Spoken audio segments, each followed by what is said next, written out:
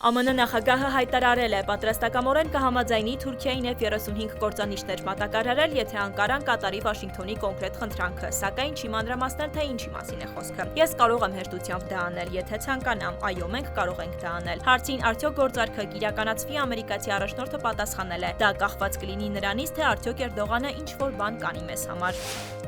Վրաստանի նախագահ Միխայիլ Կավելաշվիլին առաջարկել է ԱՄՆ նախագահ Դոնալդ Թրամփին Վաշինգտոնի եւ Թբիլիսիի հարաբերությունները սկսել մաքուր էջից։ Ես ԱՄՆ նախագահին ասացի, որ ժամանակն է սկսել մեր հարաբերությունները նոր էջից, կսպասենք նրա պատասխանին, նշել է Կավելաշվիլին, հավելելով, որ Թրամփը խոստացել է վերադառնալ թեմային եւ կապ հաստատել նրա հետ։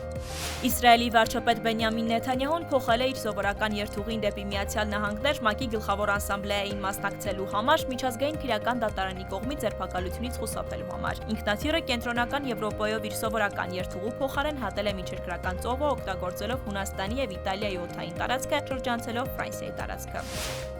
Կրեմլը մեկնաբանել է Թրամփի այն հայտարարությունը, որ Թուրքիան կդադարեցնի ռուսական նավթի գնումը։ Պեսկովը հայտարարել է, Թուրքիան ինքնիշխան պետություն է, ինքնուրույն է որոշում, թե որ ոլորտներում համագործակցի ՌԴ-ի հետ։ Մենք շարունակում ենք մեր առևտրատնտեսական համագործակցությունը Թուրքիայի հետ։ Թուրքիան ինքնիշխան պետություն է, որն ինքնուրույն է որոշում, թե որ ոլորտներում համագործակցի մեզ հետ։ Եվ եթե առևտրի որոշակի տեսակներ օգտակար են Թուրքիայի համար, այն կշարունակի դրանք հետապնդել։